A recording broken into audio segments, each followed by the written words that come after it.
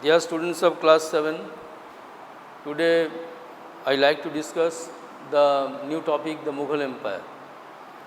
We know that the last Delhi Sultanate dynasty was the Lodi dynasty, and Ibrahim Lodi was the last ruler, and he was defeated by Babur, Jairuddin Muhammad Babur. Babur came from Central Asia. We see that the Ibrahim Lodi became unpopular among his nobles, and it is Daulat Khan Lodi and Alam Khan Lodi, the governor of Punjab, invited Babur to invade India. We see that Babur was the ruler of Fargana in Central Asia. His father's name was Omar Sheikh Mirza, and he ascended the throne at a very tender age, and he faced opposition from the different tribes, and once he even lost his empire, but regained it with later. However, he took the opportunity. He expressed his opinion in his book, autobiography, Tuju Ki Baburi, that he was attracted to the prosperity of Hindustan, the Indian Empire, and decided to occupy it. Because it is the Fargana where he was ruling, he also faced opposition from several sides. So naturally decided to to attack India. And he got the golden opportunity when Alam Khan Lodi and Daulat Khan Lodi invited him. However, the battle which ensued between the Ibrahim Lodi and Babur easily defeated the vast army of Ibrahim Lodi, which was more than 1 lakh, and Babur, of course, for the first time used cannon and gunpowder and muskets, which thus you see that the Babur also adopted a new strategy, new technique of warfare, and thus Ibrahim Lodi's vast army was defeated. So this is the beginning of the new dynasty called Mughal dynasty. The term, Persian term, it was derived from the term Mongol, and from father's side came from Taimur, and Genghis Khan from mother's side. However, it is the blood of two heroes were flowing in the vein of Babur.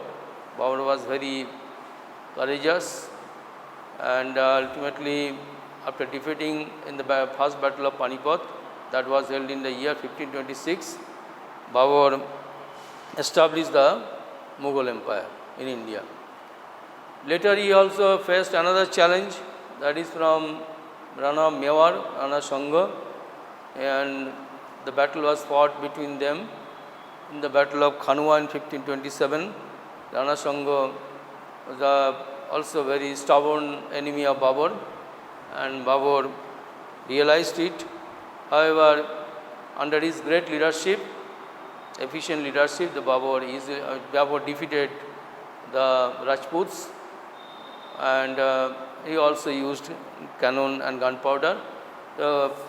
This is how Babur easily defeated the Rajput army. And next battle he fought with the ruler of Chanderi, that is Medini Rai, in 1528, defeated him and captured Chanderi.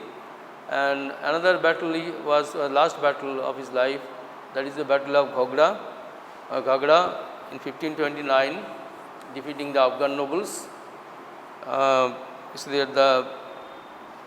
And following year, Babur died. So, this is Babur actually did not live long to enjoy the fruits of his victory. After his death, Humayun ascended the throne. Babur, the meaning of Babur is lion, and Humayun the most fortunate one, etc. Whatever it may be, we will see what happened to Humayun. Babur had 4 sons, Humayun, Askari, Hindal, and Kamran. And after the death of Babur, the war of succession began among the 4 brothers, and Humayun decided to divide the empire among his brothers, but other brothers did not accept it. So, in the battle, Humayun was defeated and he fled to Persia and took shelter with the Persian ruler. However, we see that it is during this time when Humayun was in Persia, a new dynasty arose.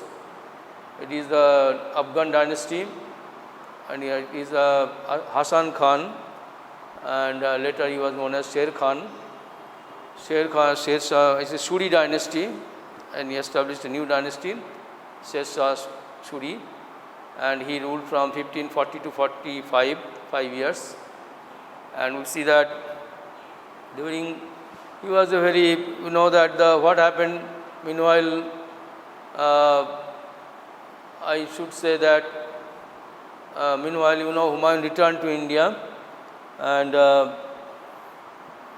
ultimately what happened, I should have just mentioned earlier, that Humayun did not at that time, was in India at that time.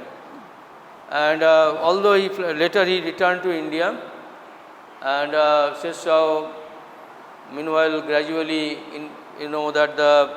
was very great, one of the greatest commander-in-chief and greatest general, he defeating the other, captured Bengal, and also captured, you see that Sasaram and Chunar fort, and later he also faced the Mughal army in the battle of Chausa, and following year 1539 and following year 1540, battle of Kanauj.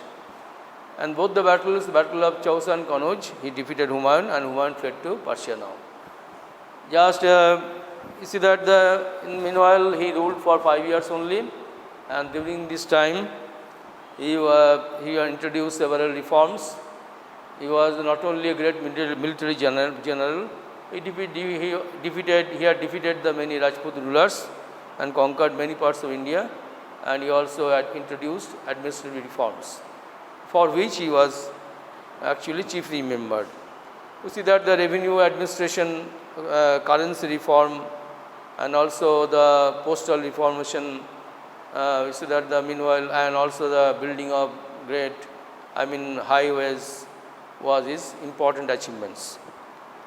Now, while he was besieging Sher Shah, besieging the Kalinjar fort in Chanderi, he died of explosion, and thus ended the career of Sher Shah.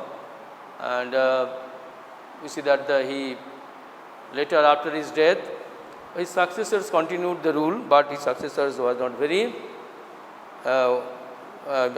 strong as like Sher Shah. They are very weak and could not establish the proper administration or proper the rule in India.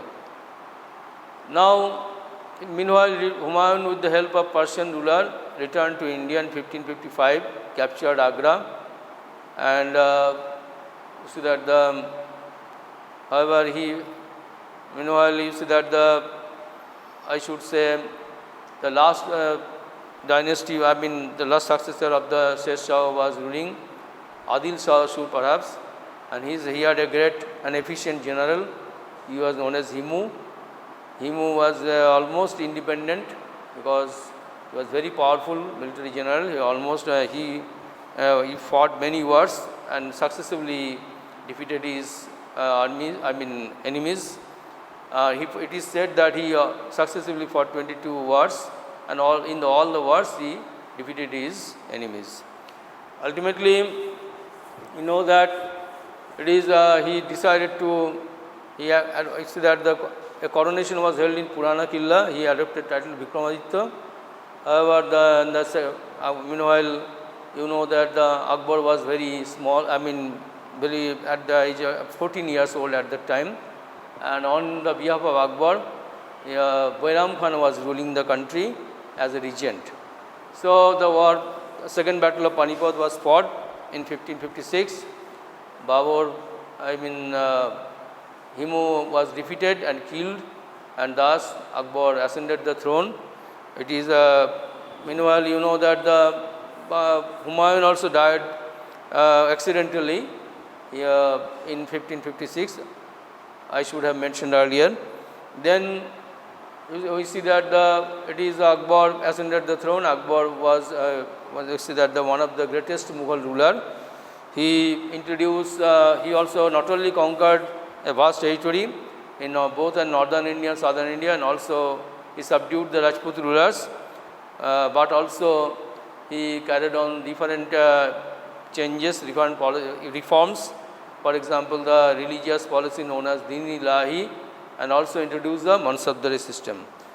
So, this is the in brief about the, later I like to discuss the achievements of Akbar in my next class. Thank you all.